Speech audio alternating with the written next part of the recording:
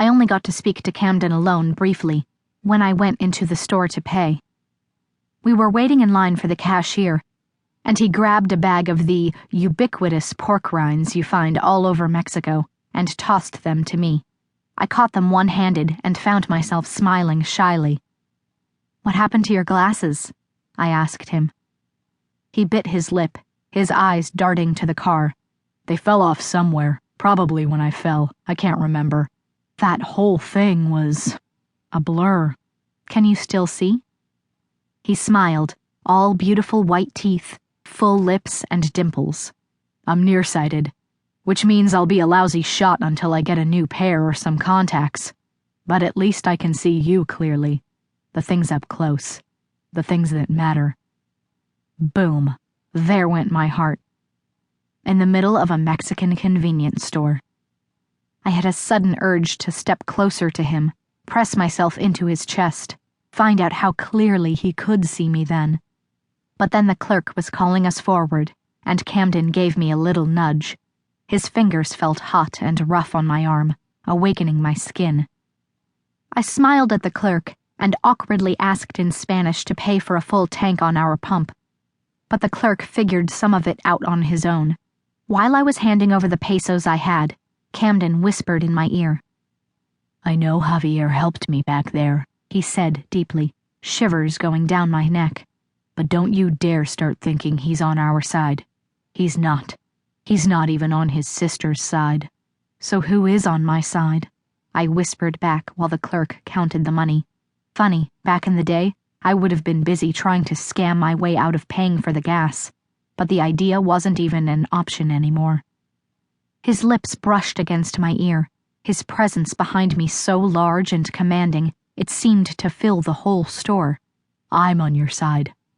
I'll be on your side. All the way, until we get home." Then he turned and walked out of the store and back to the car. Until we got home. Home seemed like such a strange concept now. And what would happen to us then? When the clerk was satisfied, I went out to the car, Camden already pumping away. I met his eyes, wondering if I was a blur to him at that distance, or if he could fill in the details. Giving him a grateful smile, I got in the car. Javier was sitting stiffly in the back, Violetta now sleeping against the far window. The hot and dusty breeze from the highway swept in through the shattered back window, messing her hair. Javier was watching me observe her, thinking, always thinking. "You like her, don't you?" Javier asked. I raised a shoulder. "Why not? She seems like a good kid."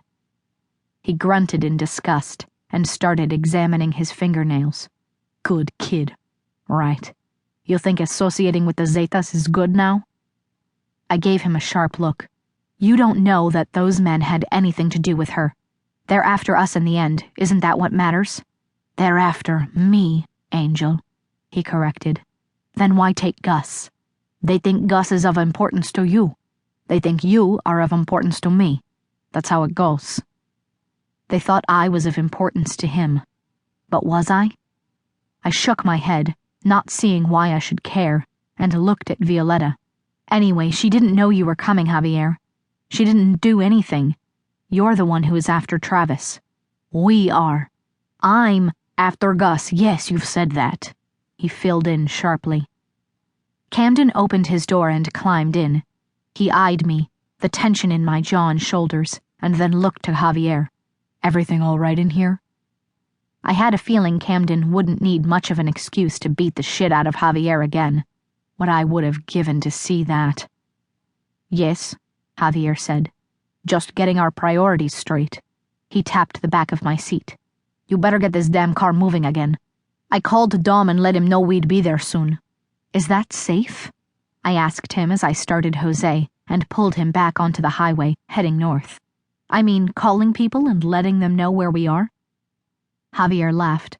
"Once again, Angel, I'm not Jason Bourne, and the government isn't after me.